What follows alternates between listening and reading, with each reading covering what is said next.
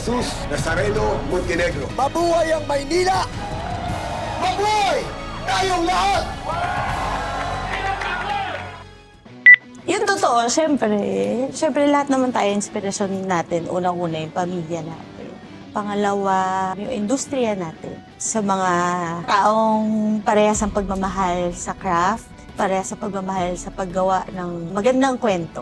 Inspirasyon na buhayin pa rin kung ano yung Pilipinong TV to keep it alive. Well, mahirap kasi siya i-explain kasi syempre nakikita lang natin kung anong lumalabas sa TV.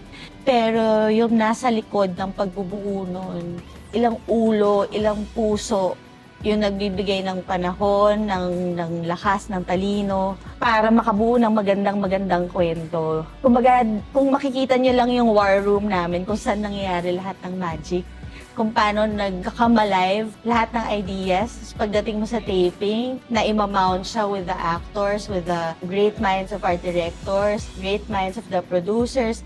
Lahat yan pinagsama-samang talino. Kumbaga, sa bumubuo ng Batang Quiapo na more or less 400 people, nothing goes unnoticed. I would like to think na walang maliit eh.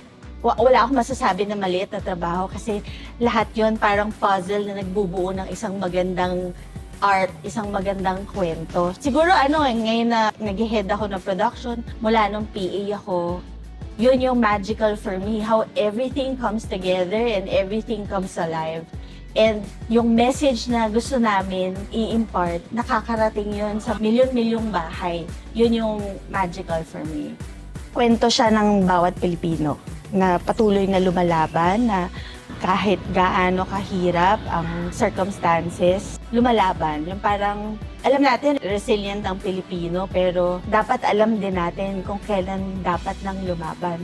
And this is not just a form of art, but it is also, maybe I'd like to think it is also a calling na to make a stand, na i-assert kung ano yung karapatan natin bilang Pilipino, and parang ipagpatuloy yung laban para dun sa future generations. It shouldn't stop here. Dapat tuloy-tuloy yung laban.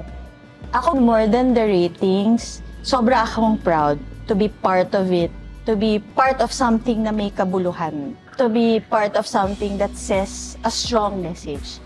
It's not every day that you find a program na kaya or pinipili mag-impart ng importanteng mensahe. Pero ito, araw-araw pinipili namin maging makabuluhan, maging mahalaga sa bawat bahay kasi alam din namin yung responsibilidad namin sa bawat Pilipino. Tayong lahat ng mga Manileño, magsasama-sama para lumaban at bawiin ang Maynila. Ang tagumpay na ito ay tagumpay nating lahat. Ang natutunan ko, maraming pwedeng gawing posible kahit mahirap ang mga circumstances. Basta gustuhin mo, basta nasa tamang company ka ng tao, nasa tamang lugar ang isip at puso mo, mangyayari siya. Posible siya. Ano ang gusto kong maalala ng mga tao sa Batang Quiapo? Yung courage. Courage na gumawa ng ganitong klaseng programa at yung courage na na-share niya sa taong nanonood. As the first baby of CCM Film Productions, I'm proud to be part of it.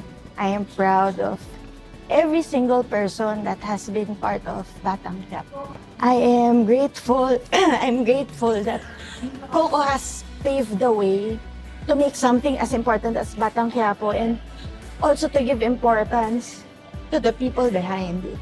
Well, not only the people behind it, the people behind and in front of the cameras, giving equal credits to both people behind and in front. Malaki ang puwang ng Batang Quiapo sa puso ko kasi for many personal reasons and for many reasons na naririnig ko sa mga tao na natulungan niya. And masarap maging parte ng isang bagay na nakakatulong sa maraming tao. Kung si Coco naging instrument ni God for other people, sinabay niya kami doon. Somehow, naging good people din kami, better people because of Him. Because of His goodwill, nadala din niya kami doon. And with helping others, parang ginugusto na rin namin maging better people.